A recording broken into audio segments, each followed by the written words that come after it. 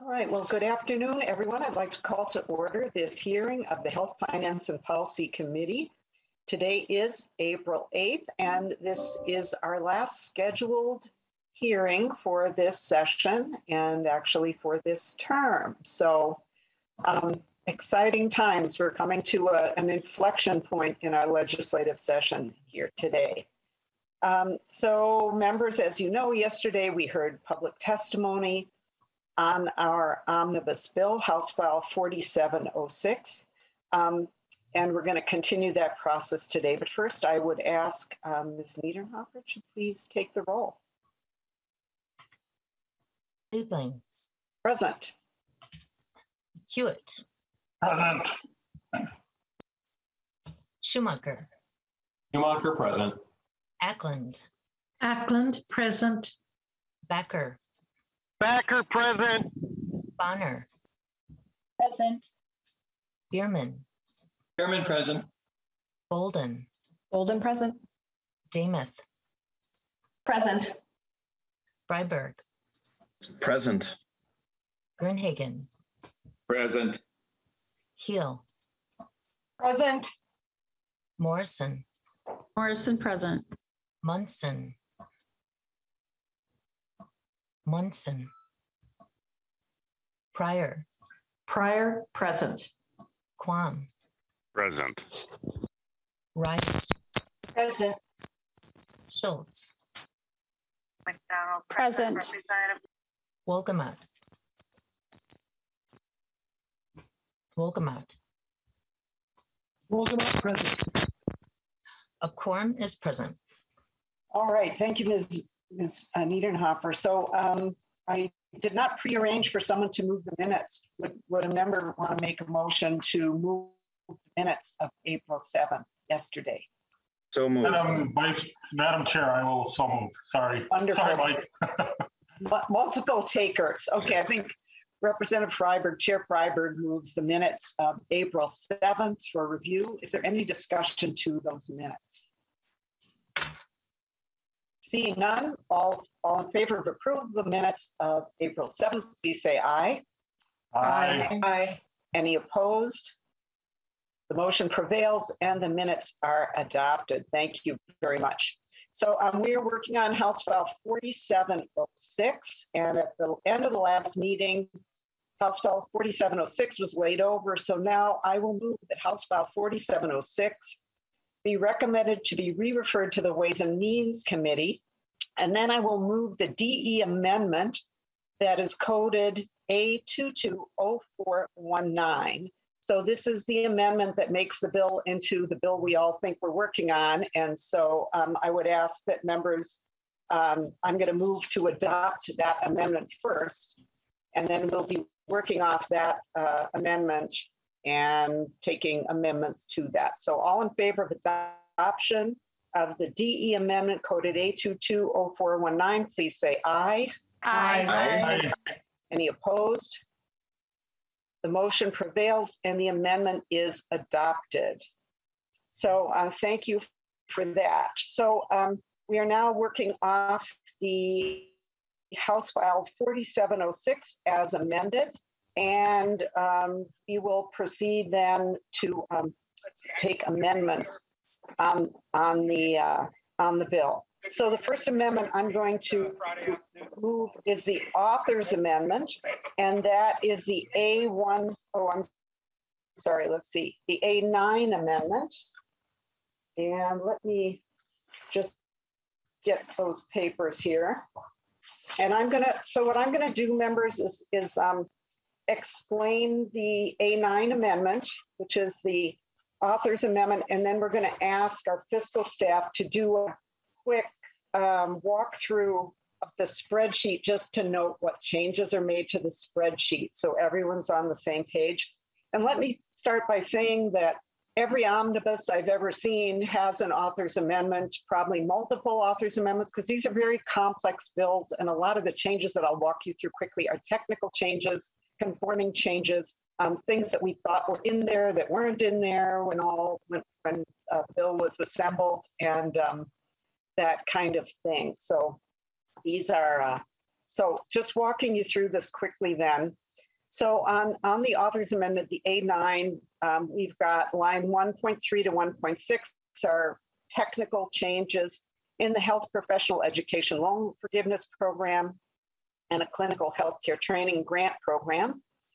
1.4 to 1.5 make some other modifications. The percentage of public healthcare program patients receiving sliding fee discounts that a mental health provider must see in order to be eligible for supervision grant. And I believe this was meant to make this bill workable.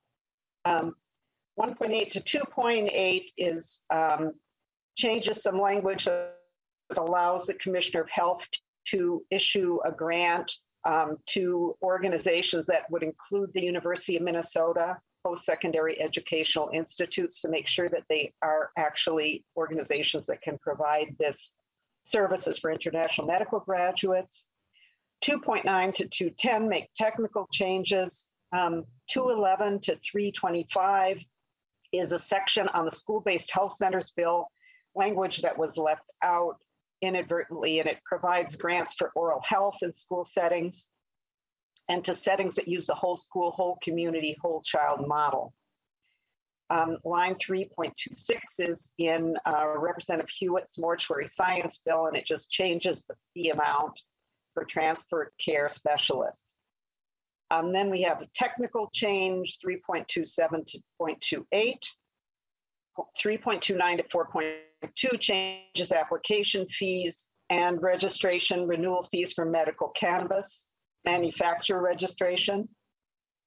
4.3 to 4.10 is technical changes clarifying language. 4.11 to 4.22 is adding some authority the Commissioner of Health needs to establish a lead service line inventory grant program. More technical changes on the next couple of lines, 4.23 to 4.24, 4.25 to 5.28, and 6.1 to 6.3 takes out some language that the department is still working on with stakeholders and all parties agree is not ready, and they'll continue working on that. Lines 5.29 to 5.30 is part of the tribal medical cannabis program and conforms with the section making a similar change in the finance article. 6.4 to 6.8 increases the MA asset limit for elderly and persons with disabilities effective January 1st, 2025. This is something we heard testimony about yesterday that they very much wanted to have these asset limits changed, and we're able to add that to the bill. 6.9 to 6.12 changes the some dates for the spend down limit. That's what I was just speaking of. So it changes it from July 1st to January 1st, so makes it happen a little bit earlier. Line 6.13 to 6.15 changes an effective date for the MA adult dental coverage to match the tracking.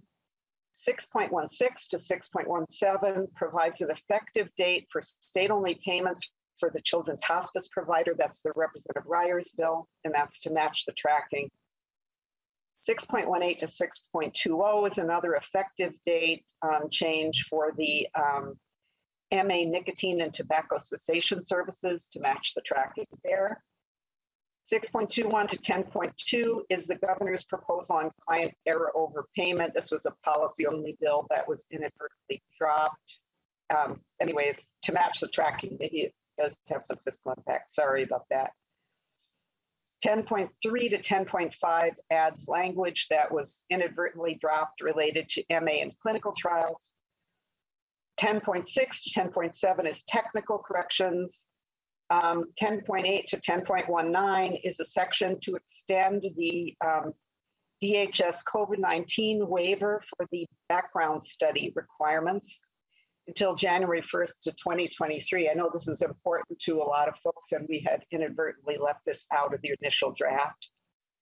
The remainder of the amendment, line 10.2 to 17.1, is mainly technical and modifies appropriation numbers to conform with the spreadsheet, makes technical changes recommended by the reviser, modifying and clarifying rider language, etc. And then line 11.12 to 11.26 adds 2 riders for the Department of Human Services appropriations. One is about expanding the accessibility and capacity of online tools for people receiving services and direct support workers, and one is to implement the system critical incident review process. And then we have the rest, 13.25 to 16.12 and 16.17 to 16.22, some health department riders to the correct budget activity. So I'm practicing my speed talking as well. Are there any questions on any of that? All right, seeing none then, I'm going to move to adopt the author's amendment so we can get the bill in the proper shape. And so all in favor of adoption of the A9 amendment, please say aye. Aye. Aye. Any opposed? No. The motion prevails. The amendment is adopted. And members, I should have actually had Mr. Harney go through the changes in the spreadsheet, but I will do that now, even though we adopted the amendment. But Mr. Harney, if you would go ahead and Mr. Berg, thank you very much. Go ahead and go through the changes. Okay, Madam Chair, or Joe, do you want to start and I'll just scroll it through it? Yeah, Doug, Mr. Berg, could you take the first item, family and community resource hubs? I believe that's. Oh, yeah. The first thing is on page 8 of the spreadsheet. We'll go through very briefly. It's all the changes are highlighted in blue. In the DHS Family and Community Resource Hubs initiative, there is a deletion of some FTEs that were at other agencies than DHS. So those came out. The next one is on page 11, Mr. Berg. Yep, right here. So, Madam Chair, members, there are numerous bills that the committee heard and that were in the bill on April 6th that set aside grants for mental health provider supervision. This change simply is moving some of the governor's appropriations proposed to the representative Bain section under her codification of that down below. There were in the increasing health insurance affordability section of the governor's and our Minnesota Care public option, there was an adjustment of the numbers in both of those per instructions from the department. This matches the riders that we were carrying. We did not have all the money in for the governor's initiative for a piece that we were carrying. And then there was just some minor adjustments to the public option piece. Madam Chair, members, the next item to draw your attention to that change is on page 18. Here we have a correction from the department as to the appropriate FFP for the delivery reform analysis report, as well as, like Mr. Berg and I said on Wednesday, a refinement of the MA excess income standard being tethered to 133% of federal poverty line. That is just reflected here.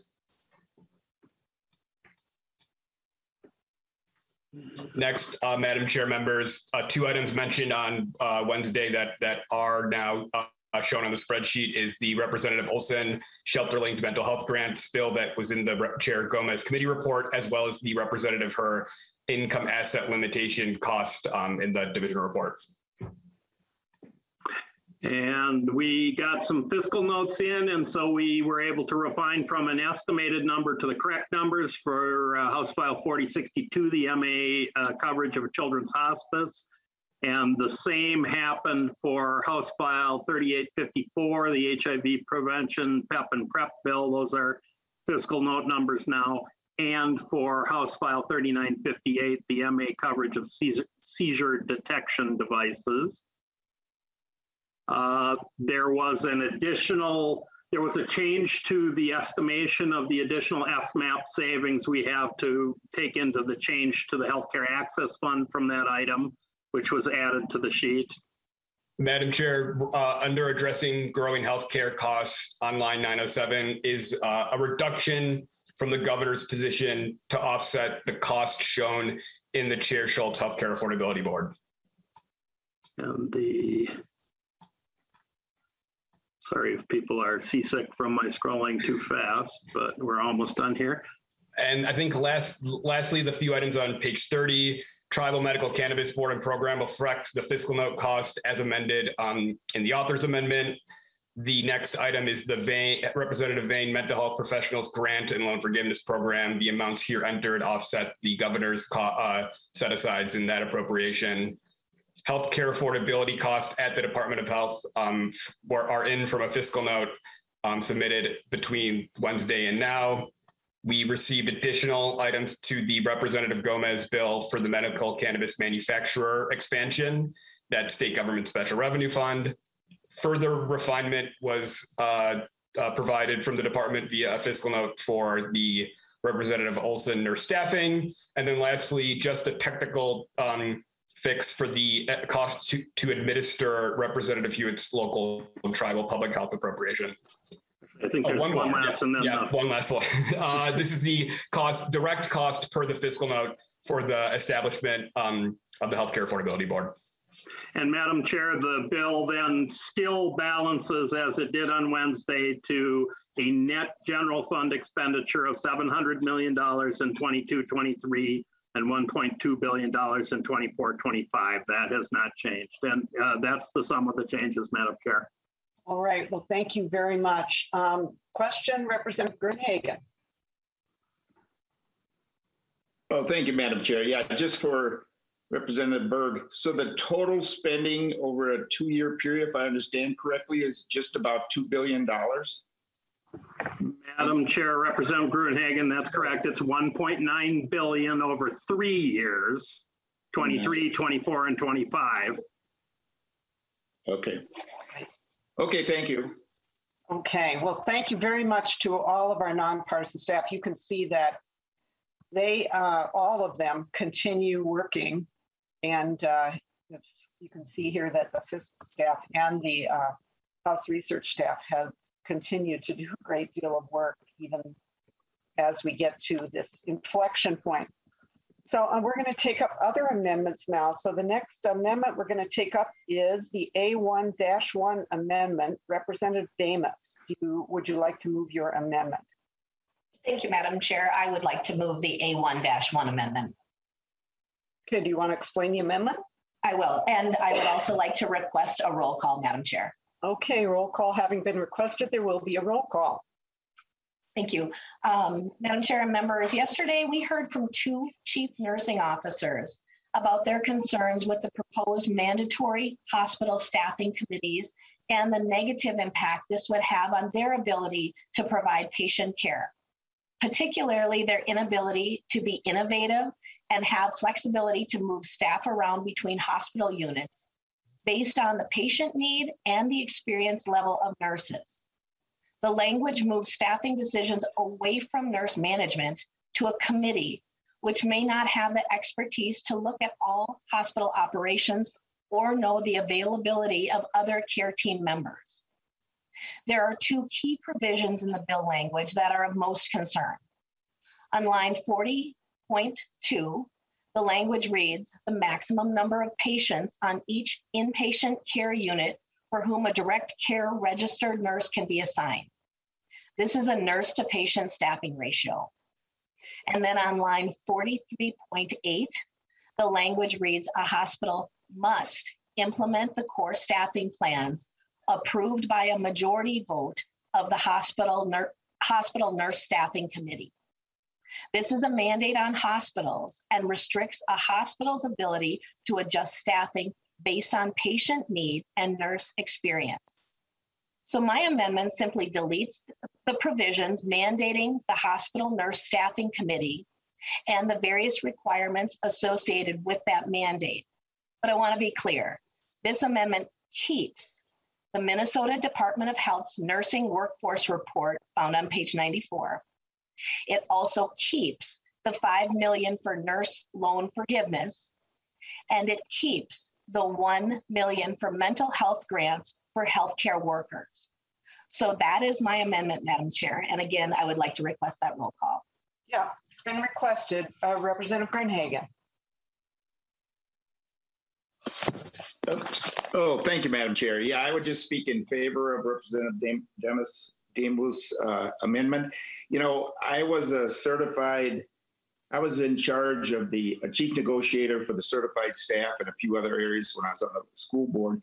And one of the things we were immediately told by the Minnesota School Board Association legal department, do not negotiate away your supervisory rights, okay? And what we're doing here, it appears we're legislating away the supervisory rights of the hospital on a one-size-fits-all. So I think this is a bad direction to go. I do think some of the concerns of nurses should be heard. And there is some that Representative Damelis left in with her amendment. But I think to do a one-size-fits-all all across the hospital association, as Mary Krinke testified, would be detrimental to patient care and cause additional problems in the system. Thank you. All right, Representative Quam. Thank you, Madam Chair. And I want to add that, Mayo Clinic and other facilities that handle very complex cases, every person that comes in with a certain condition is not identical. And frankly, a lot of the patients Mayo sees have been admitted and they've been referred and et cetera, so that they're more of a challenge, but not everyone in a ward has that degree. So I think Mayo has a very robust understanding of the individual specific load in a ward, depending on the individual specific cases in that ward. And I think that this would make it cumbersome to have them generalize, and I think it'd be a loss in effectiveness and efficiency. So the intent is understandable, but when you actually put it into practice, I think it would cause many problems with different hospitals across the state. So I would support this amendment. Thank you, Madam Chair. All right, Representative Bolden. Thank you, Madam Chair. And I would urge members not to support this amendment. I think it is really important for nurses at the bedside, and having at one time been one of those nurses and know what this looks like in practice. I think it's really important for those nurses at the bedside to have a say and to have input and to be at the table to make decisions about staffing and what are the needs of their patients, because they know those needs best. And so what this bill isn't is a strict ratio bill. It doesn't have that in the language. That's not what this is about. It's about having nurses at the table to be part of those conversations and part of those decisions. And I think that's really important. So I appreciate this language and would ask members again to not support this amendment. Thank you. All right, thank you very much, members. So I'm just going to make a comment and we're going to take the vote. So I'm going to also ask members to vote no on the amendment. First of all, the version of the bill that is in the omnibus is significantly different than it was when we heard it in committee. And there's been a lot of effort on the part of the advocates for it to work with the other side. And they pretty much hit a stone wall, as far as I've been told. Nurses went through hell during the pandemic, and we ask an awful lot of them. And we've heard them say again and again that they don't feel listened to. So this bill may not be perfect, but I think that it is, you can't say, well, we support our nurses and say, we're not going to do anything about it except whatever the hospitals say they're doing. That's just not acceptable. So I think that we need to vote down this amendment and then move on. So, Representative Grunhagen, you did speak on the amendment already, and I said that I was going to say the final word and then we were going to vote on the amendment. So Actually, I'm going to just since the author of the amendment usually gets the final word, I'm going to go to Representative Damath and then we'll go to a vote. Thank you, Madam Chair. I do want to be clear that this amendment is not intended in any way to be disrespectful or not taking into consideration those nurses and those in the healthcare, those that are working in healthcare, what they have gone through over the last 2 years. In no way is that meant to be disrespectful. But I do believe when we do take into consideration going forward, the needs of a patient and then the expertise of our healthcare professionals and our nurses, that needs to come into this. So again, the things that this bill or this amendment, I'm sorry, keeps in place, it does keep that Minnesota Department of Health's nursing workforce report. That's an important thing to keep in place. And then also the financial components. I do appreciate the work that was done from what the bill was to where we are now, and I appreciate that, but I would encourage members to please vote yes on this amendment. Thank you, Madam Chair. All right, Ms. Niedenhofer, please take the roll. The chair votes no. Liebling, no. Vice Chair Hewitt. No. Hewitt, no. Lead Schumacher. Schumacher, aye. Schumacher, aye. Representative Ackland. Ackland, aye. Ackland, aye. Representative Backer. Backer, aye. Backer, aye. Representative Bonner. No. Bonner, no. Representative Bierman. Bierman, no. Bierman, no. Representative Bolden. Bolden, no. Bolden, no. Representative Damath. Yes. Damath, aye. Representative Freiberg. Freiberg votes no. Freiberg, no. Representative Grunhagen. Grunigan, aye. Grunhagen, aye. Representative Keel. Keel, aye. Keel, aye. Representative Morrison. Morrison, no. Morrison, no. Representative Munson. Munson, aye. Munson, aye. Representative Pryor. No. Pryor, no. Representative Quam. Aye. Quam, aye. Representative Ryer. Ryer, no. Ryer, no. Representative Schultz. Schultz, no. Schultz, no. Representative Wolgamott. Representative Wolgamott. Wolgamott votes aye. I'm sorry, I missed that. Votes aye. Aye. Wolgamott, aye. There are 9 ayes and 10 nays. There being 9 ayes and 10 nays, the motion does not prevail and the amendment is not adopted. Next amendment is the A10, Representative Hewitt. Thank you, Madam Chair. And basically this amendment, get my notes here, but it's an amendment requested by the department to for the any EMT portion of the bill for the fuel escalator that basically just allows the plans to also abide by the legislation. Okay, and Representative Hewitt, we have to officially move the A10. So Representative Hewitt is moving the A10 amendment for adoption. Are there questions to the amendment or discussion to the amendment?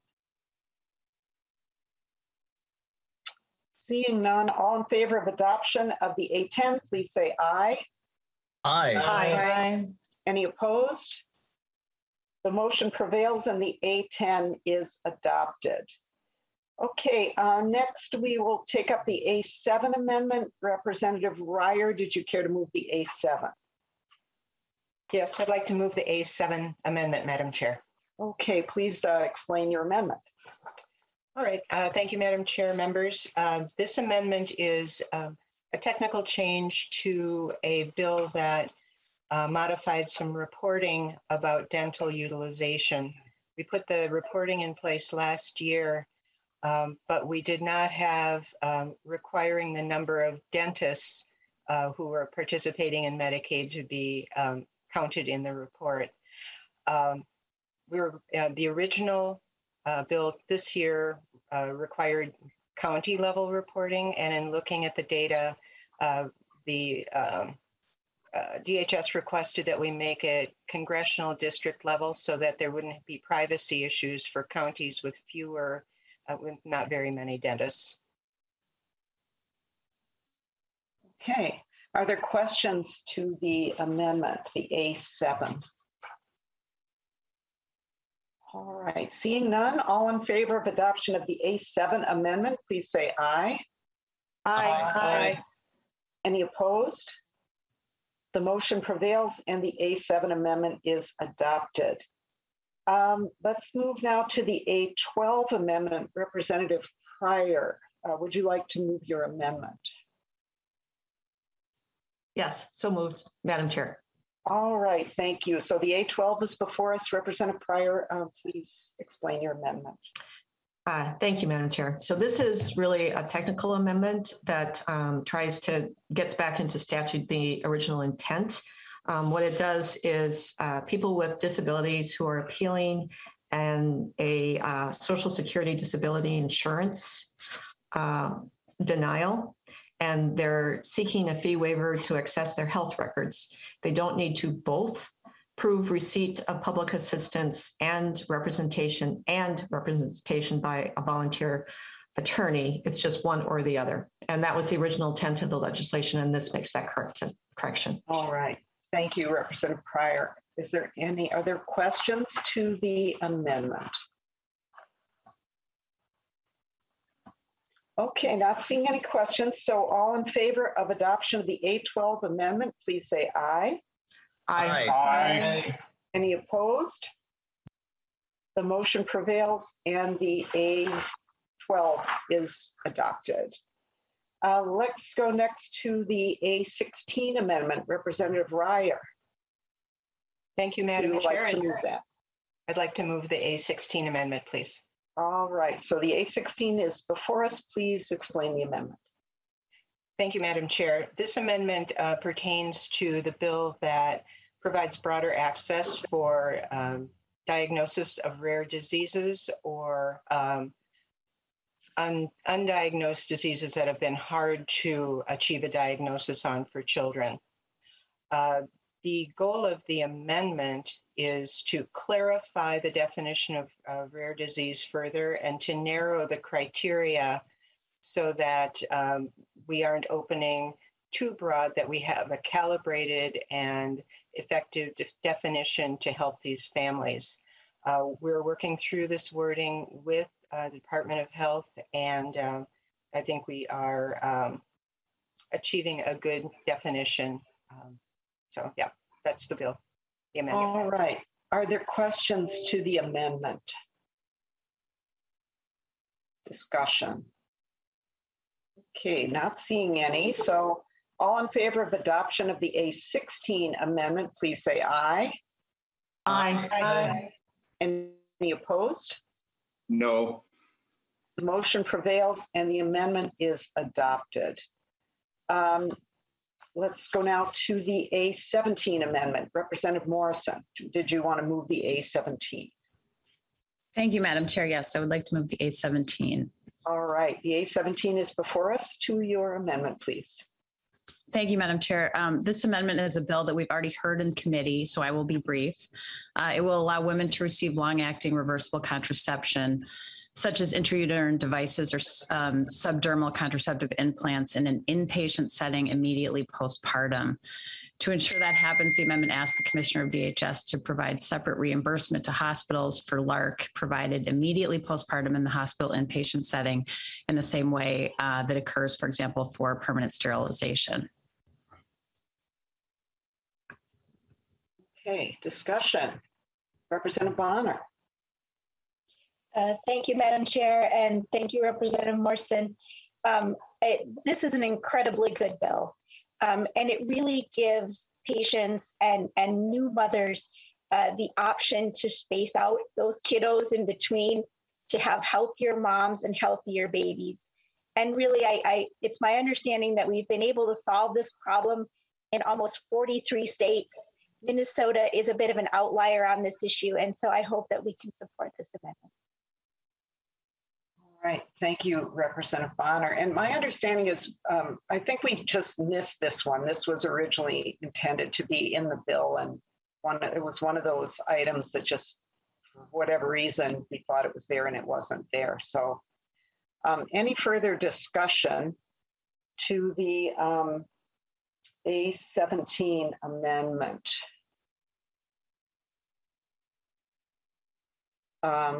Okay.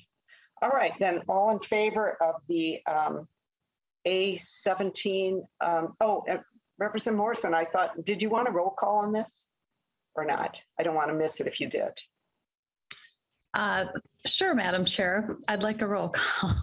Okay, all right, well then the clerk will take the roll and the chair votes aye. Liebling, aye. Vice Chair Hewitt. Aye. Hewitt, aye. Lead Schumacher. Schumacher, no. Schumacher, no. Representative Ackland. Ackland, no. Ackland, no. Representative Backer. Backer, no. Backer, no. Representative Bonner. Aye. Bonner, aye. Representative Bierman. Bierman, aye. Bierman, aye. Representative Bolden. Bolden, aye. Bolden, aye. Representative Damath. Damath, aye. Damath, aye. Representative Freiberg. Freiberg votes yes. Freiberg, aye. Representative Grunhagen. Grunhagen, no. Grunhagen, no. Representative Keel. Keel, no. Keel, no. Representative Morrison. Morrison, aye. Morrison, aye. Representative Munson. Munson, no. Munson, no. Representative Pryor. Pryor, aye. Pryor, aye. Representative Quam. No. Quam, no. Representative Ryer. Ryer, aye. Ryer, aye. Representative Schultz. Schultz, aye. Schultz, aye. Representative Wolgamott.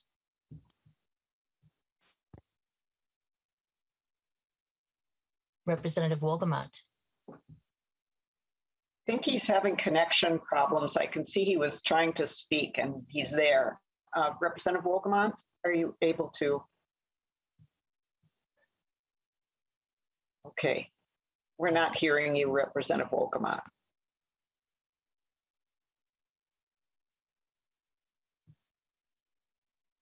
Okay. Go ahead and do the total. We'll mark Representative Wolgamott excused. Unfortunately, that's happening, and it's even happening in my office today. So there are 11 ayes and 7 nays. There being 11 ayes and 7 nays, the motion prevails, and the amendment, the A17, is adopted. Okay, the next bill, the next amendment is the A14. Representative Grunhagen, did you want to move the A14? Oh, yes, Madam Chair, and I would like a roll call. Okay, Representative Grunhagen moves the A14 amendment, and there will be a roll call. Representative Grunhagen, to your amendment. Yeah, it talks about the expansion of Minnesota Care, and of course, leading to a public option. It deletes sections 41 through 46 and also 247 through 249. We've been over this on the House floor, so I won't belabor the point, Chair Liebling. But I would draw people, and Patrick did send this out. There's a recent NPR article, and it says the first public option health plan in the U.S. struggles to gain traction, and it talks about Washington State. And I'll just pick out a couple snippets from the article for members to consider with this public, with the expansion of Minnesota Care public option. 2 years ago, the plans were implemented in the state of Washington. 25 of the state's 39 counties are participating. Enrollment numbers have been underwhelming, and state leaders blame hospitals. The plans had a hard time getting networks put together because of the hospitals won't play. Then a couple other comments. They noted that the public option relies on cutting payments to hospitals to control costs, which is what we would do with this, and ties reimbursement to Medicare rates, not Medicaid, which would even be worse. which don't cover hospitals' cost of providing care. It goes on to say, over time, it would create financial challenges, especially for small rural providers operating on thin margins. So what you're going to see hospitals closing, just like we've seen under Obamacare. And that's going to create less access and less care, not only for ourselves, but also for your children and grandchildren. Colorado and Nevada are looking at it, along with Connecticut, Oregon, New Jersey, and New Mexico, according to this article. But what they've learned is they cannot make a public option optional for hospitals because the networks suffer. So they're looking at forcing hospitals to participate in this. Government mandates. Finally, I can skip that part. So members, it basically reinforces almost everything I said on the House floor concerning the public option. And the direction you're going is to restrict access, see hospitals and fewer doctors, and less access for the people of the state of Minnesota, especially your own children and grandchildren. It's a bad idea. And members, I would encourage a yes vote to eliminate moving that direction from the bill. Thank you, Madam Chair. Thank you, Representative Gruenhagen. Representative Schultz. Thank you, Chair Liebling. I will just respond by saying the quote public option that's in the bill is our bridge to somewhere. It is a much cheaper option than spending over $1 billion on reinsurance for the health plans. Minnesota Care, the public option would take advantage of Minnesota Care, a bipartisan program created over 30 years with great success and popularity. Minnesota is not Washington State. We are unique, and we've shown that we can run a successful program. And it has a very broad set of providers and network, and hospitals and clinics are much happier to take payments through Minnesota Care and private health plans, which operate Minnesota Care, than to have uncompensated care. And finally, I don't know why there's so much resistance to providing access to healthcare for a few thousand more people in Minnesota. I don't know why there's so much resistance among Republicans to do that. Everyone should have access to healthcare. And this buy-in, we're allowing them to buy in and pay the premiums into Minnesota Care. I don't know. I don't understand why Republicans are against that. We can cover everyone in Minnesota, and we can provide the subsidies, and we should do so. All right, thank you, Representative Schultz. I'm going to make just a brief comment, and then I'm going to let Representative Gruenhagen, the author of the amendment, have the final word before we vote. So I just want to respond to one small piece of the constant refrain that we've heard throughout this session and previous sessions about Obamacare closing hospitals. That's 100% wrong. Actually, hospitals in states that did not expand Medicaid closed at much, much higher rates. Rural hospitals closed. Obamacare actually helped hospitals stay afloat. So that's just 100% wrong. I just want to correct that statement. And then I'm going to let Representative Gruenhagen have a brief final word, and then we'll go to a vote. Representative Gruenhagen. Well, thank you for giving me the final comment, Chair Liebling. I do appreciate that. I would just disagree 100% with what you just said, but I won't be, okay? I do it respectfully, but you're 100% wrong, unfortunately. The other thing, Representative Schultz said it's a bridge to nowhere. Members, we need to go a direction. The direction is towards the private sector. My bill, reference-based pricing, would address access and reimburse doctors and hospitals higher. That's the bridge to go to, not the bridge to socialism and Marxism with government-run healthcare. That's the problem, Representative Schultz. You and I agree, people need access to healthcare. The problem is we disagree on the solution. You want to take a socialistic and Marxist approach, which is going to ruin and cripple our healthcare system. So members, please vote yes on this, and let's go the direction that actually works rather than in the private sector, rather than the direction of more government, which is ruining healthcare. All right. So Representative Gruenhagen, since Representative Gruenhagen invoked by name Representative Schultz and called, essentially throwing name calling around, I would say, I'm going to go to Representative Schultz, and then hopefully we can get to a vote soon. Representative Schultz. Well, first of all, we are using private markets in this Minnesota Care buy-in. We are using private health plans, private hospitals, private clinics to provide care. We are using private markets. This is competition. These are private markets. I'm an economist. I understand how this works. We are providing subsidies to low-income families, low-income households, so they can access healthcare. We can get to covering everyone in Minnesota if we do this. And I'll remind everyone that Republicans voted in the Senate to support fixing the family glitch, which is extending coverage in Minnesota Care to more families who don't have affordable employer health insurance coverage. So we've already taken that first step. And this is just opening it up Minnesota Care to those who are uninsured, and we can cover everyone. We are so close to that goal. I really hope Republicans can join us, but this is using private markets to solve this problem.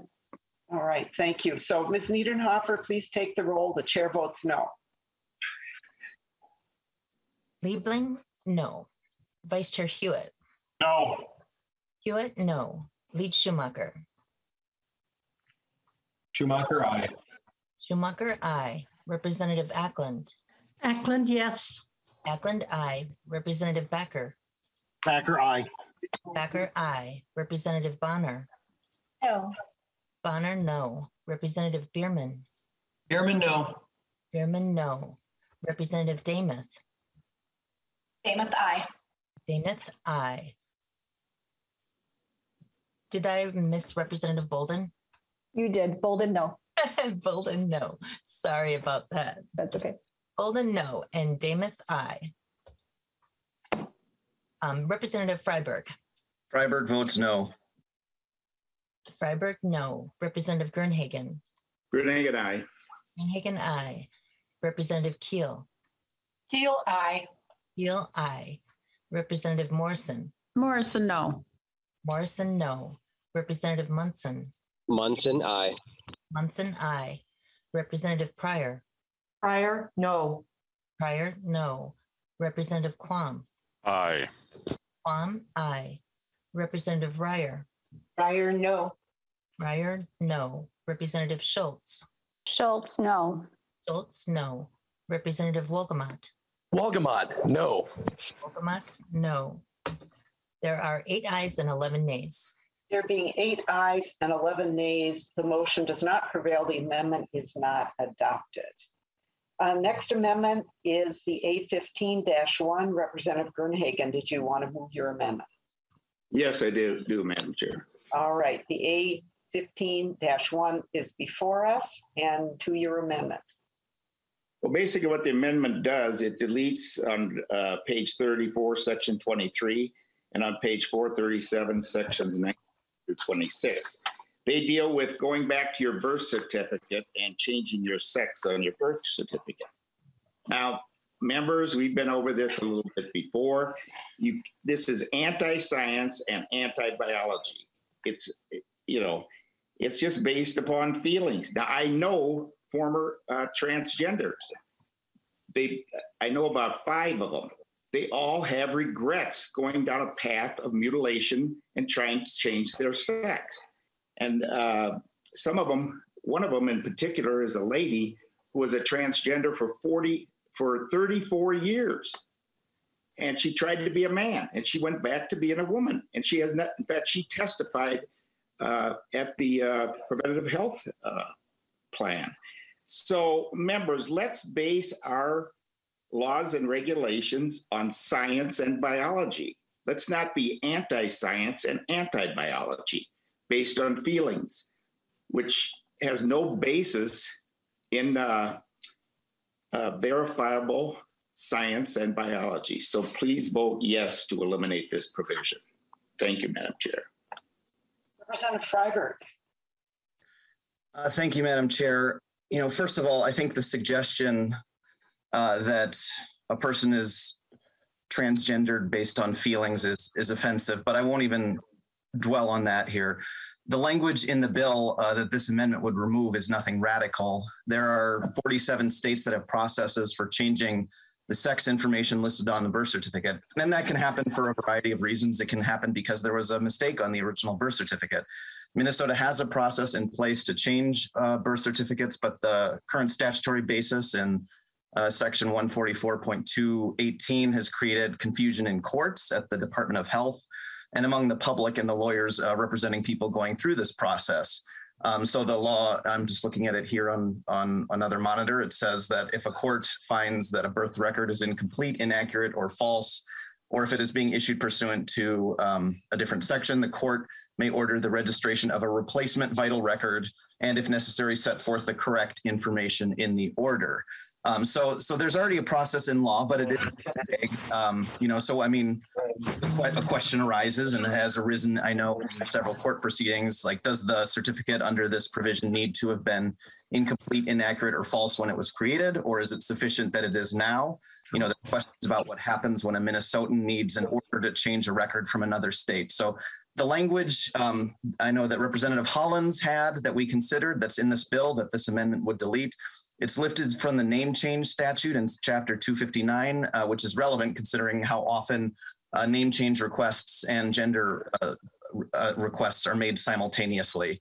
Approving this amendment to remove the language would not stop changes from occurring. It would simply mean that the courts and the Department of Health and everyone else would still be trying to make a flawed statute work as best as it can with the ambiguities and the gaps that it has in it. So I would encourage members to vote no on this amendment. All right, Representative Ackland. Thank you, Madam Chair. Just wanted to make some comments here. One, I think there is some ambiguity in this. If a person is choosing to change the sex on their birth certificate based on their decision and choice to become a transgender, that change from a sex of male or female to the opposite would not coincide with their actual biological sex. And I could see that at some point this could create a lot of confusion. For instance, if somebody is, for instance, there was say a tragedy of some sort or a disaster of some sort, and we're trying to identify people. And a lot of times that's based on their DNA. And their birth certificate would say had been changed to the opposite sex. It wouldn't match. So I feel like the birth certificate should actually reflect your biological sex. That's just, to me, that is just the science behind it. It would, it's not confusing, and it would just be the reasonable common sense thing that your biological sex doesn't change based on your choices. By the same token, just for instance, I have blue eyes. I can wear brown contacts, but it doesn't mean my eyes are brown. My eyes are still blue. And so I think the birth certificate should reflect the actual biological sex of the person. And that if there is a need to change because it has, as Representative Freiberg suggested, there could have been a mistake from the beginning, or maybe it was left off. Those things need to be addressed and should be addressed appropriately. But to change the sex on a certificate from what your biological sex is to something different than that, I think would actually open us up to a lot of problems down the road. Thank you. All right, well, thank you. So I just would like to make a few comments here as well. Oh, well, Representative Breyer, I'll let you go first. Representative Breyer. Thank you, Madam Chair. I am not going to speak to the legalities or the processes because I think that has been well covered by my colleagues in the DFL, and I think that it's a clear and useful piece of legislation.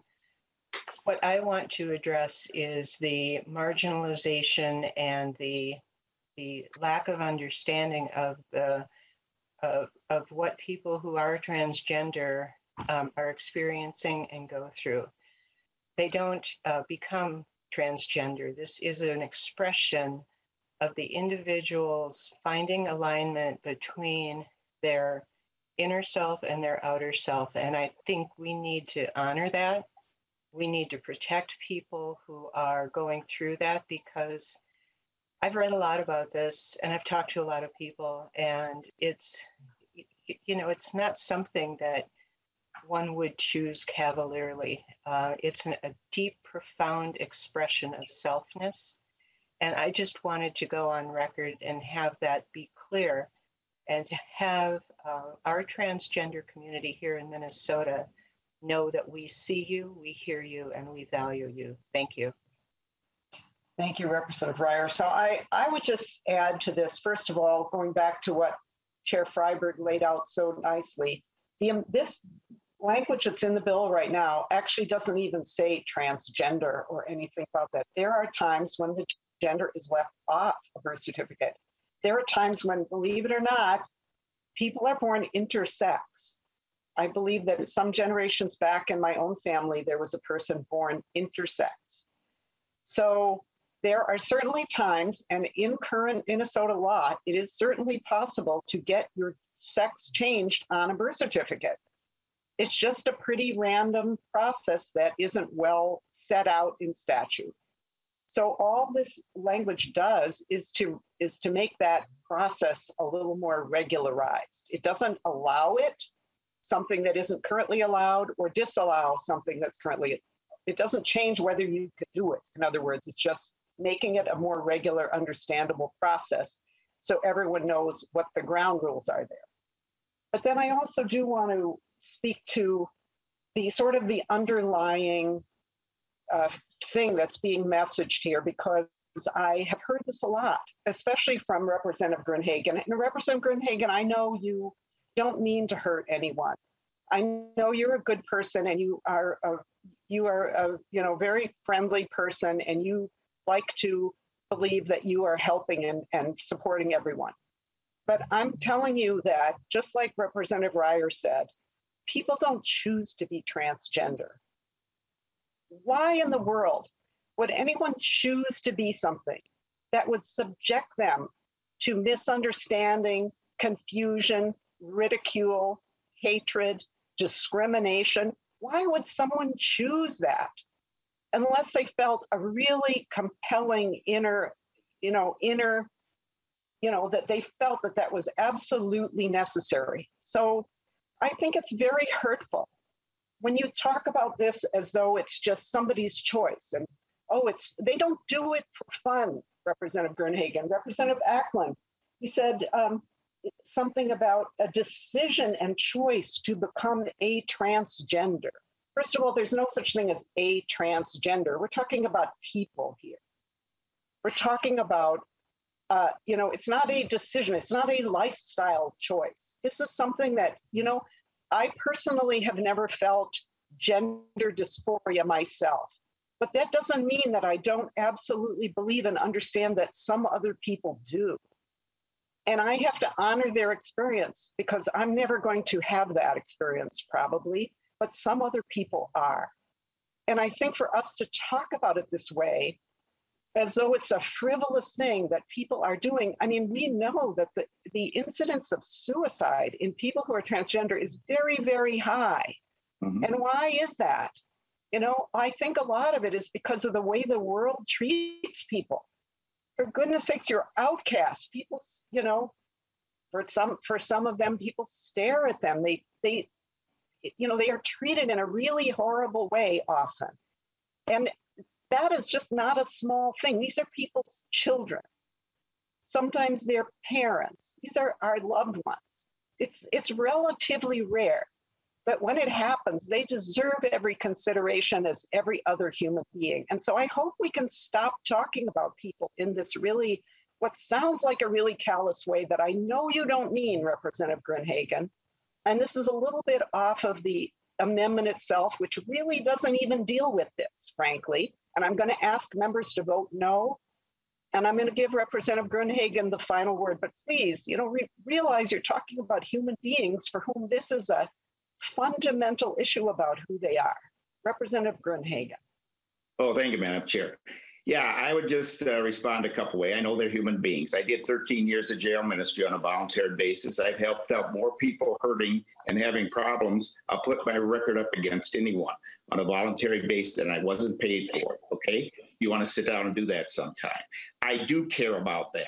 That's why the American Psychological Association calls the condition of transgenderism gender dysphoria. They need treatment to accept their biological sex. That's what's helping them. It's not patting them on the back and telling them to go down a path of mutilating surgery and a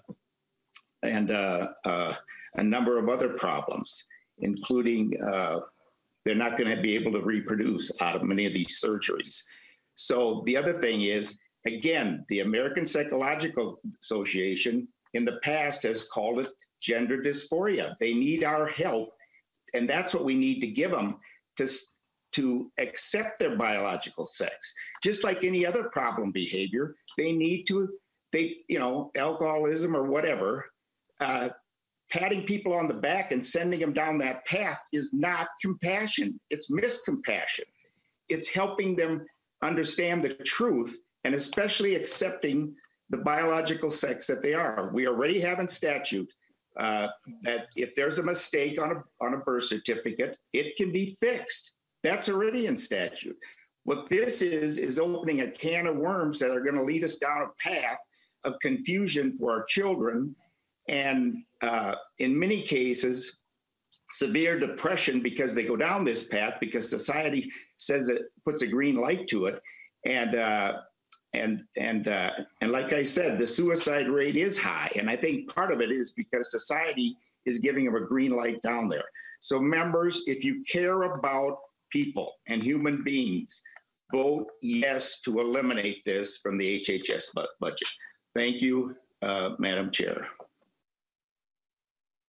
All right. With that, I'm going to roll call. A roll call has been requested, and yeah, we're going to take a roll call. And just to remind members, the bill, it just regularizes a process that's there for everyone.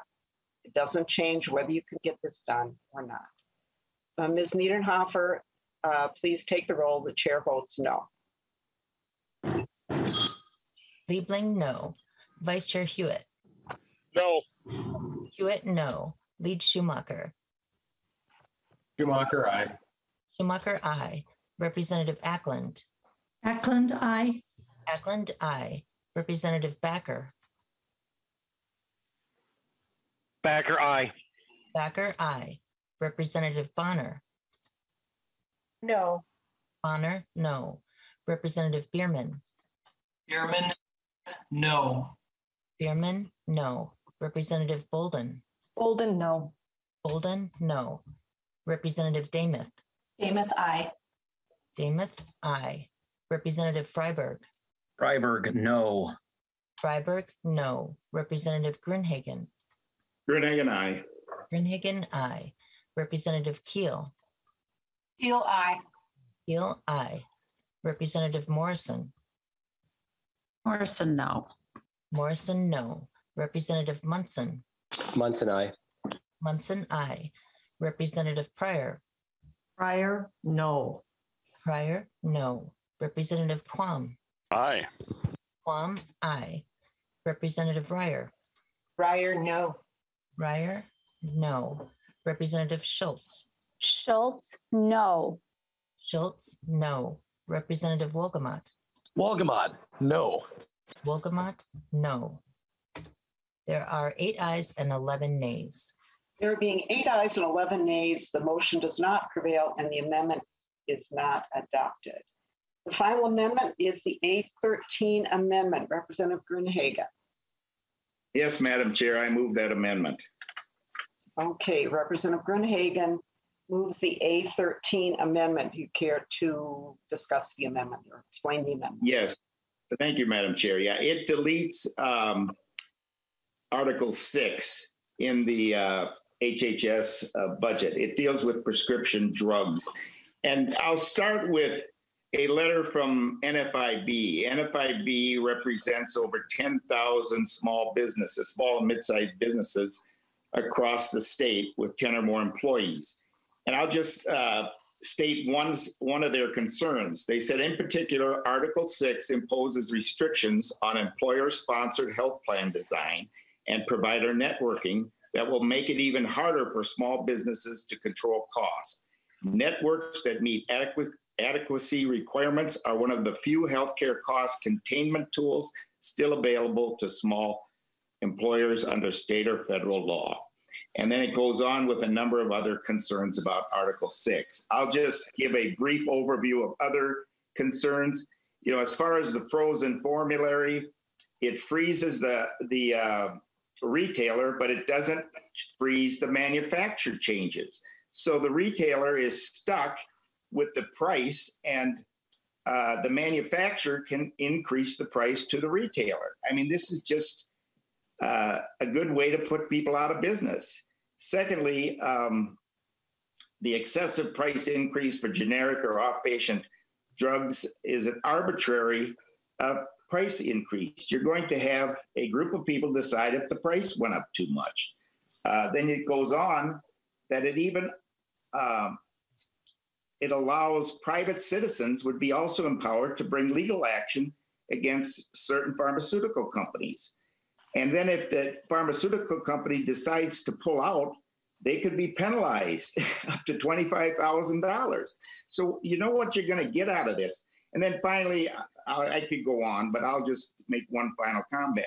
You know, you have the Prescription Drug Affordability Board and Council, and I think you should rename it the Prescription Drug Unavailability and Unaffordable Board and Council, because that's what it's going to produce. You're just producing more bureaucracy. What you're going to get out of this, members, you're going to have fewer drugs available in the state of Minnesota, or manufacturers not offering the drug in the state of Minnesota just because of the consequences of it if they have to pull out or change things.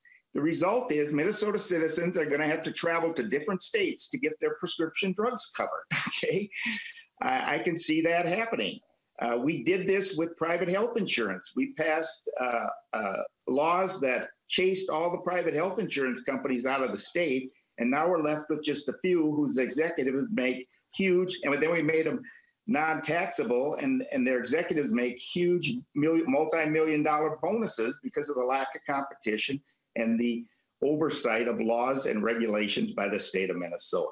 So members, I could go on, but I think you get the gist. I happen to agree with the NFIB's assessment of Article 6, and I would ask for a yes vote. All right, any further discussion? Representative Bonner. Thanks so much for that. I guess I wanted to state I appreciate Representative Gruenhagen that you have some thoughts on this, and certainly appreciate the concerns. But you know, I also want to state that we talk about things like competition. Right now, the system is designed to suppress competition. Mm-hmm. That we're in a free market system, and yet we don't have the competition we need to keep those prices low and to pass those on to the consumer. And, you know, I'm all in favor of letting private businesses do their work. But when we can't get private businesses to intercede on their own behalf and do the right thing, that's when oftentimes folks turn to their legislators to step in and step up to make sure that their interests are represented, that consumers are getting what they need. And right now they're not. So it's really unfortunate that we've been put in a place where, as legislators, we are having to make really tough choices to put measures in place to regulate these items and ensure that competition can happen and that we can reduce prices. So for that reason, I would encourage members to vote no on this amendment and continue with the items that are in the bill. I think many of them have the potential to do a great deal of good. All right, thank you, Representative Bonner. And so we're going to have a roll call on this amendment. So I'm asking for roll call myself and granting it for having a roll call. Thank you. So members, this amendment removes all of the drug provisions in the bill. I mean, I guess you can quibble about some of them. We could discuss them. The world of drug pricing is unbelievably complicated. I don't think it's accidental. There's a lot of profit being made, and all of it, whoever's fault it is, these different entities we've learned at the legislature, they all point fingers at each other. But the bottom line is that consumers are really getting hit, and they can't even get the drugs they need. You can go and visit your doctor. Your doctor can write a prescription. If you cannot get that prescription, that doctor visit might have been almost worthless. I mean, this is not only a big economic issue for people, it's also a health issue. It's also a real life and death issue. So, you know, to take out every single thing that we have in the bill to try to help our constituents control the price of drugs is just, I'm just amazed. Representative Grunhagen, I really thought you were going to withdraw this amendment because it is so overbroad. It is just, you know, you want this bill to go forward without any attempt to help consumers control costs. And wow, that's all I can say. Representative Quam. Thank you, Madam Chair. And frankly, if we had had an open discussion instead of just one group pushing and including, then I think we could have had some consensus. Not once was a bill on pharmacogenomics allowed, which has been shown by a study in Kentucky by the teachers union on their members, a savings not only in medical costs, a savings in hospitalization, days in the hospital, emergency room visits, outpatient procedures, etc. There are wonderful things we could do, but this committee refused to even hear pharmacogenomics. And we've got great researchers and people working on it in this state. And that is the one way of how do you cut medical costs? The main driver is medicine. You don't prescribe the wrong medicine to someone. You prescribe the right medicine. And we've got the technology and the science to be able to address that. So you save money, you save the harm that's caused by somebody taking a medication that they're going to have a problem with, or is not going to be effective, so they don't improve, quickly. A one-sided discussion brings about the fact that we can't move forward, and so it was a hammer in this amendment to say you've got problems in how you're implementing it, but to say that there aren't problems by avoiding good components that could have been put into here is the other side of the discussion. So if you want a roll call, fine, but I'd rather that we had worked together to move forward with some good things and build consensus, and then we would have it more likely to pass in the Senate. So posturing with all one way in a bill isn't going to solve our problems. So my frustration is showing through, but this is the last attempt until it goes to conference committee, and then a very few amount of people go back and forth, and what pops out, it's take it or leave it. And the frustration is with the process, because I think we're better than that. Thank you, Madam Chair. So I'm going to respond to that just briefly before I go to Representative Bierman. And first of all, I have to say, we did hear your bill, Representative Quam, last year in March, House File 81, and it was for a task force. And I communicated to you later on during the summer that we needed to work on the language of the bill because it wasn't the underlying issue. It was the fact that the bill still needed work. And for whatever reason, you and I never got together to do that. I know Representative Bonner also talked to me about it, and this was your bill, and you never really came to me and tried to work on it. So there's that. So there is that. We did hear your bill. It just didn't move forward. You could have come back with it anytime. Madam Chair, I did try to communicate with you, and you never scheduled an appointment, and there were 3 bills, not just 1, 3. Well, Representative Quam, there's, it's kind of on the member to make sure that, that it gets communicated. It's on the member to be ignored and not given an opportunity. I'm sorry, I met with you. I told you I would meet with you to work on the language. And we asked, Representative tried Quam, to schedule. you are out of order. You are out of if order. you're not, yeah. You are out of order. I'm out of order. Bye. Representative Quam, you are out of order. So to the bigger point is that members can bring whatever amendment they want into this process. And this is an amendment to delete every single prescription bill that we have. I understand that different members might have different concerns about one or another of them. They may not all get to the finish line. But to remove every single thing we're trying to do around prescription drug work from the bill, I just don't understand that at all. I'm going to go to Representative Bierman. Representative Bierman. Thank you, Madam Chair. And just wanted to engage on this. As we all know, pharmaceuticals are approximately 20% of the total costs of our healthcare. We do need to address them. And Representative Bonner is absolutely correct. Our constituents are looking to us to do something, because to address this issue, if you look around the world at other countries and what is effective, there are reasons that pharmaceuticals are cheaper in every other country of the world. And that is they have some sort of regulation on them.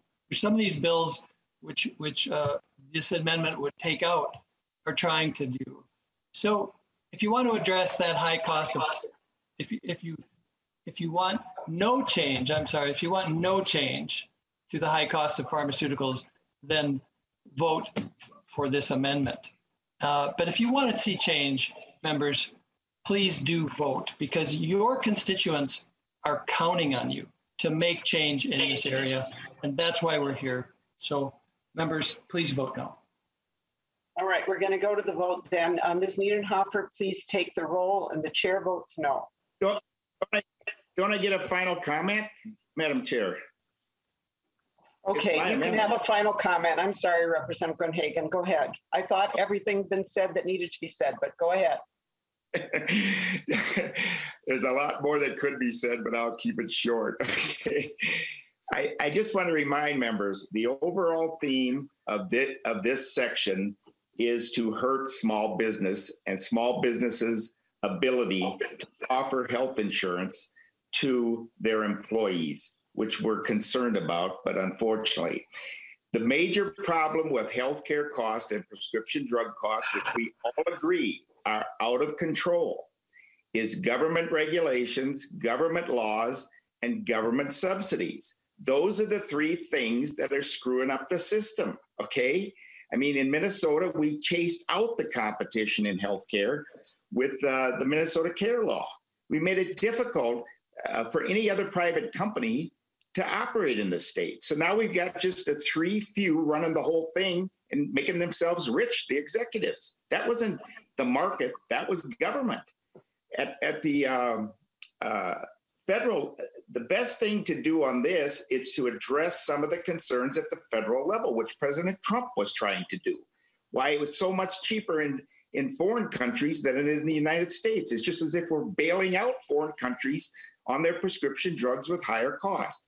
And to say I don't have empathy, okay, when I've sold health insurance since 1978, and I've had people crying in my office and at the table because of the cost of prescription drugs, it is one of my key concerns. But consider, members, until Obamacare was passed, we weren't talking about PBMs. We weren't talking about a lot of these skyrocketing costs. Sure, there were concerns, but Obamacare threw gasoline on the subject with the laws and regulations, just like it drove up our deductibles and our healthcare premiums exponentially. Remember, in front of HHS, and this will be my last comment, we had a presentation by a study in 2017, 7 years after Obamacare was passed, that 1.3 million Minnesotans did not access the health care they needed. Not that they wanted or they desired, that they needed because of high deductibles and high premiums. That's where government involvement is taking us. It's down. Government needs to be a referee. The problem with the way we're going, we want to get, if this was a football game, we want the referee to go into government, into the huddle and call the plays, okay? That doesn't work. It has never worked, and it won't work here. It's going to damage your access to health care. It's going to continue to increase costs, and we're going to cripple and damage one of the best healthcare systems in the world. So please vote yes. Ms. Niederhofer, please take the roll. The chair votes no. Liebling, no. Vice Chair Hewitt. Hewitt, no. Hewitt, no. Lead Schumacher. Schumacher, aye. Schumacher, aye. Representative Ackland. Ackland, aye. Ackland, aye. Representative Backer. Backer, aye. Backer, aye. Representative Bonner. No. Bonner, no. Representative Bierman. Bierman, no. Bierman, no. Representative Bolden. Bolden, no. Bolden, no. Representative Damuth. Damuth, aye. Damuth, aye. Representative Freiberg. Freiberg, no. Freiberg, no. Representative Grunhagen. Grunhagen, aye. Grunhagen, aye. Representative Keel. Keel, aye. Keel, aye. Representative Morrison. Morrison, no. Morrison, no. Representative Munson. Munson, aye. Munson, aye. Representative Pryor. Representative Pryor. Pryor, aye. Pryor, Oh, aye. aye. Okay. Aye. Representative Quam. Representative Pryor. Representative Pryor. You're muted. Pryor, no. Pryor, no. Representative Quam. Representative Quam. Representative Ryer. Pryor, no. Ryer, no. Representative Schultz. Schultz, no. Schultz, no. Representative Wolgamott. No. Wolgamott, no. Wolgamott, no. Representative Quam. There are 7 ayes and 11 nays. There being 7 ayes and 11 nays, the motion does not prevail. The amendment is not adopted. So let's see. I think that is the end of our filed amendments. And so we are on final passage of the bill. And so is there discussion to the bill as amended? And Representative Grunhagen, I'm going to call on you, but I would just ask you in the interest of time to please not repeat again the comments that you just made. Representative Grunhagen. Well, I thought maybe you missed something. No, no, just kidding, Madam Chair. No, I won't repeat those. I would just remind members that last session, between the House and the Senate, we passed an increase of over 20%, according to staff, in our HHS budget, okay? We are now number 2 and looking at going to become number 1 in our public welfare benefits. Members, we are on a path, according to a former state demographer who's supposed to be nonpartisan, that said if you don't get the growth of government health care and benefits under control, there will be, at some point in the future, there will be no additional money for roads or bridges, K-12 or higher ed. And we are on a path to draw in the dependent. And let me just give you a quick example from a delegate I just talked to this weekend. He owns rental property in Hutchinson.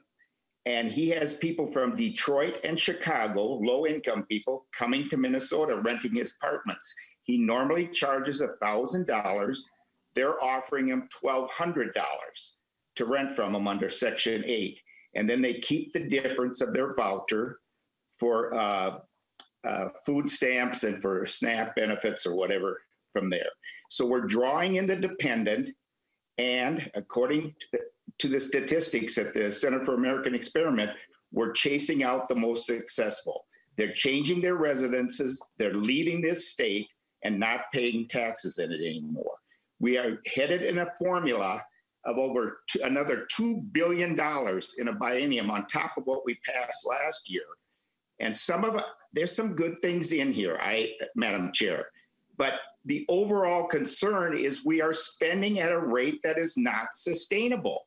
And you're drawing in the dependent, which we need legal immigration, but we need immigration that allows them to become part of the middle class, not permanently on their knees dependent on government.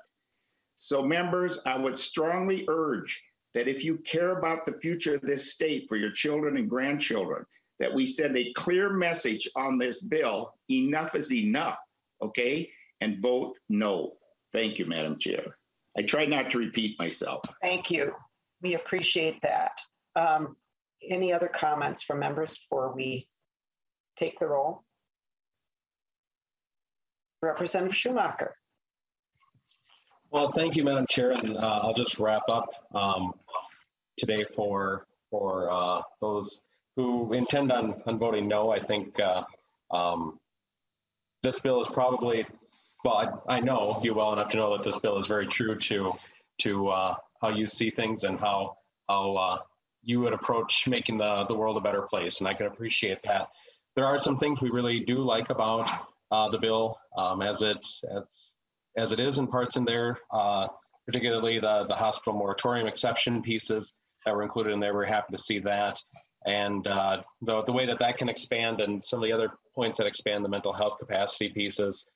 Very happy to see some of those things coming through, but we do have concerns with the approach in some of the other areas, and the hospital staffing pieces, and that we try to address in amendments today, as well as some of the pieces that are part of the health insurance fixes that you have in there. We do have concerns with. One piece that I will just raise as kind of a question that I'll have to look into more as we move forward with that, but with the managed care opt-out piece, just looking at the fiscal note on that a little bit earlier today, and I need to dive in a little bit better and understand where some of the assumptions came in for the care coordination.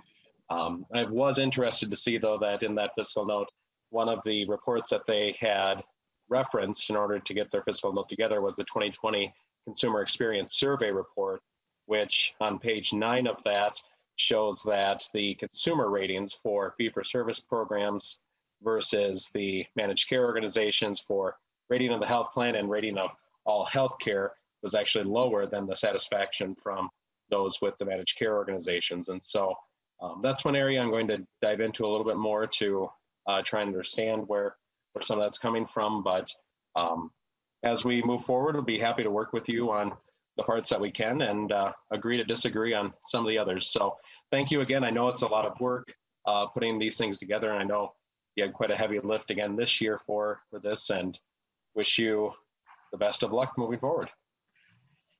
Thank you very much, Representative Schumacher. Other comments to the bill? So I'm going to really save most of my comments on the bill for the floor. This bill still has a ways to go, and I would just say, Representative Schumacher, I'm glad you're interested in that piece about letting people opt out of managed care in our public programs. it is really astonishing. It's not astonishing, actually. I'm not surprised to see that it does save a lot of money.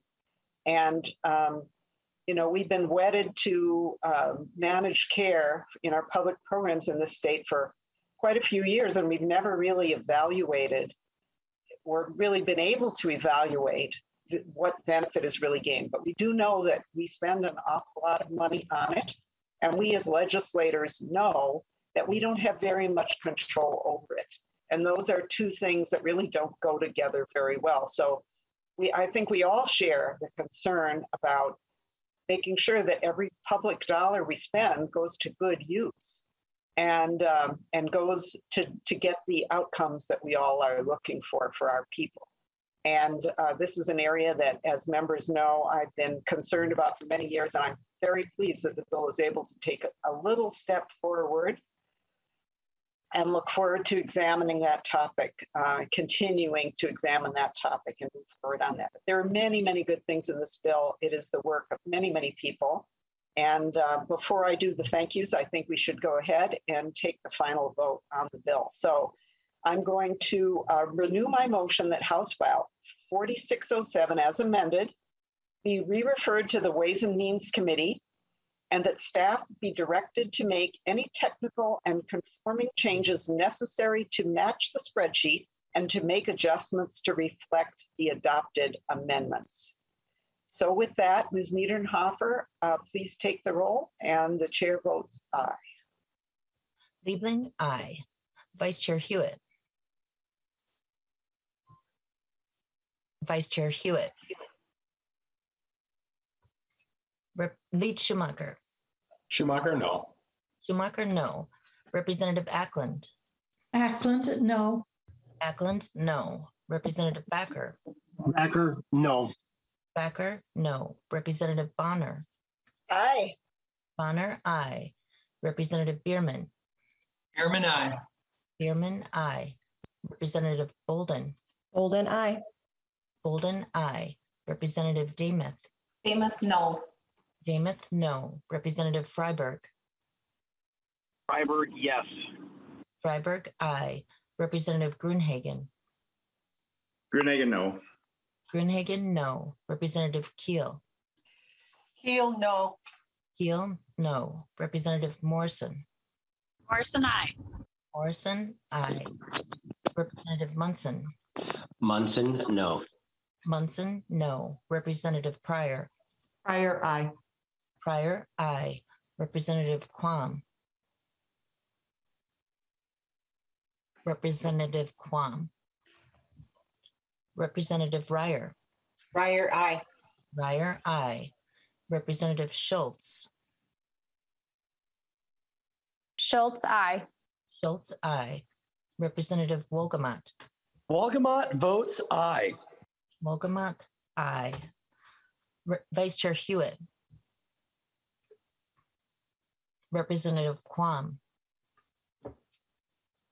There are 10 ayes and 7 nays.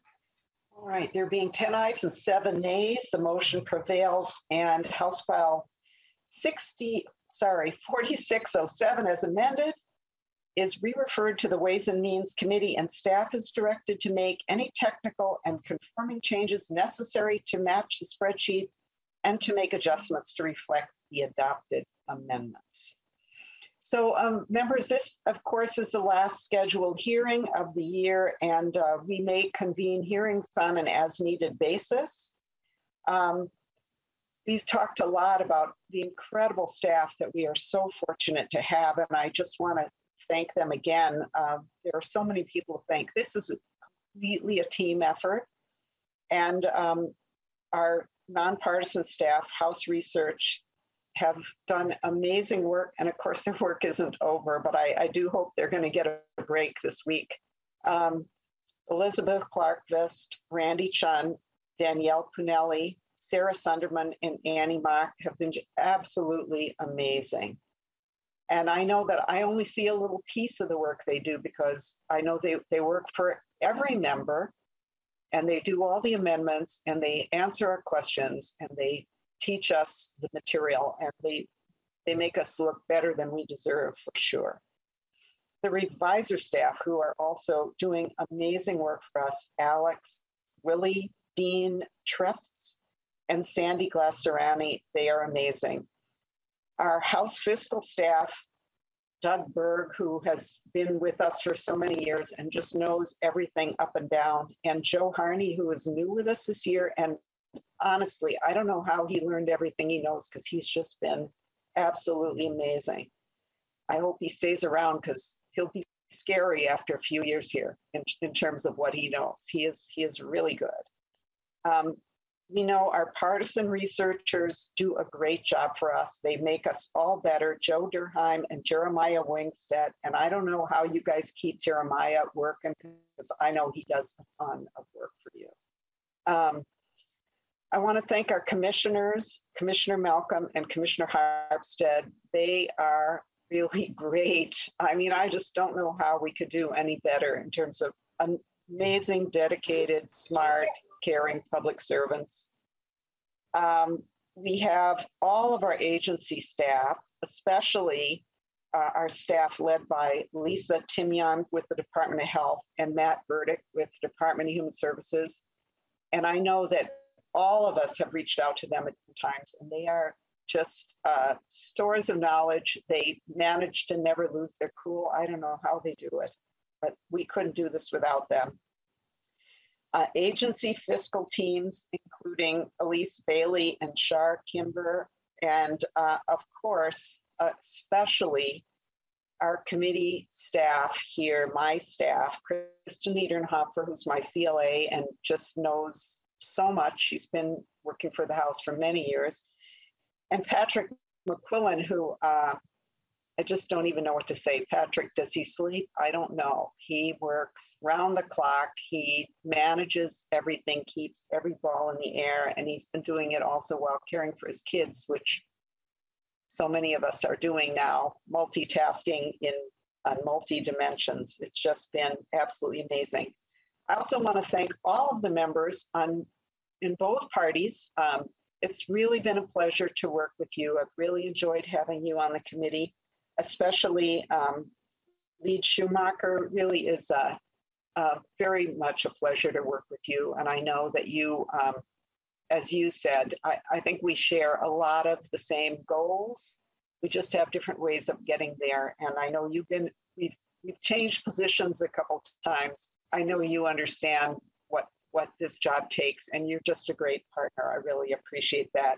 And Vice Chair Hewitt, I don't know if he dropped off the call, lost connection, whatever, but he's been a wonderful vice chair, wonderful help and support. Really appreciate his help. And of course, Chair Schultz, who I've partnered with all the way along here. We got a ways to go before we get to the end, but just thank you so much to all of you.